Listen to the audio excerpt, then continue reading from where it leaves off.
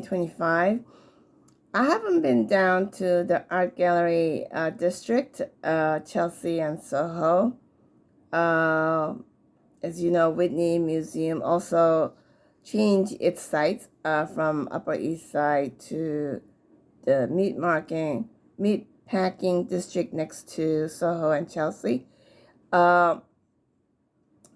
So it's increasingly become complex in terms of appreciating art and knowing the value of art that you want to purchase, just because you feel so much emotion and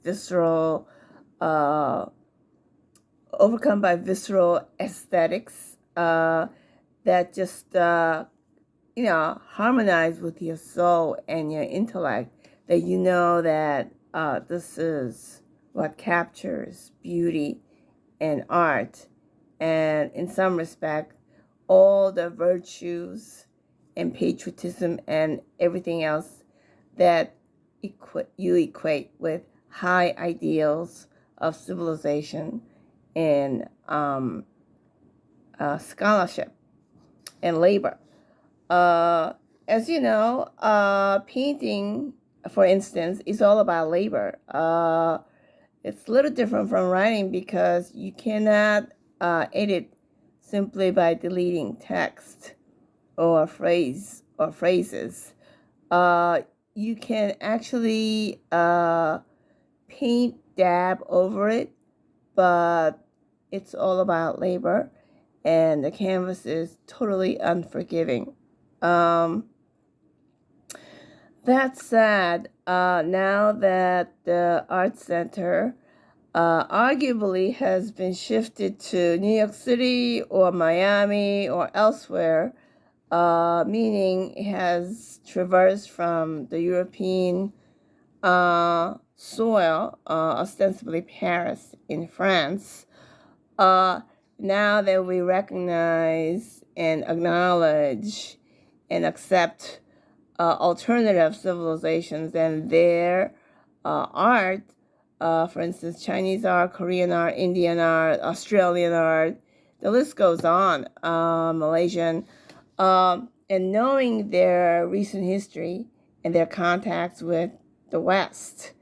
And so we are at a position, there's so much dynamic interaction, discourse, synthesis, and just pick and choose in an eclectic fashion as to and also to personal taste, that you can actually find something to your liking regardless of where or what the painter painted, or regardless of his nationality.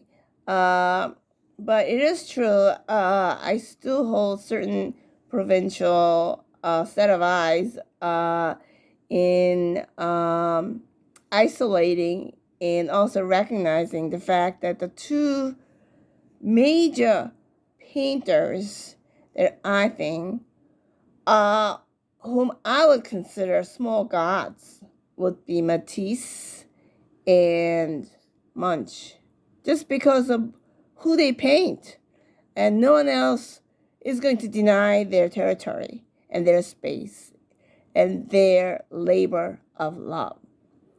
That said, I just want to flesh out that, for instance, there is actually juxtaposition, collision, synthesis, and amalgam, hodgepodge, melting pot syndromes that you are sensing in American art, because the New York City has been considered epicenter of art in last 40 years.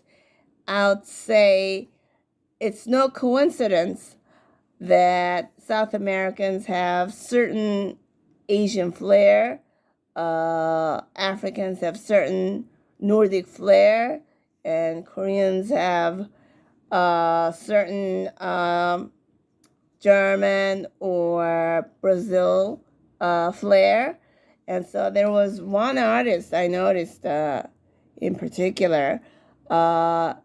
He studied in South America. I believe he's architect. His name is Bernardo Mola or something like that. And I thought at first when I saw his portrait that he was the Speaker of the House, Mike Johnson, but he's not. And when I saw his artworks, they were totally breathtaking because I thought he was doing like an abstract fifth dimension of the traditional Korean architecture and roofs. So this is for you a real treat because I thought it was totally delectable and fantastic. And it's a different sphere of pleasurable experience that's different from gratifying experience of witnessing something that's totally sublime as Sheila had described.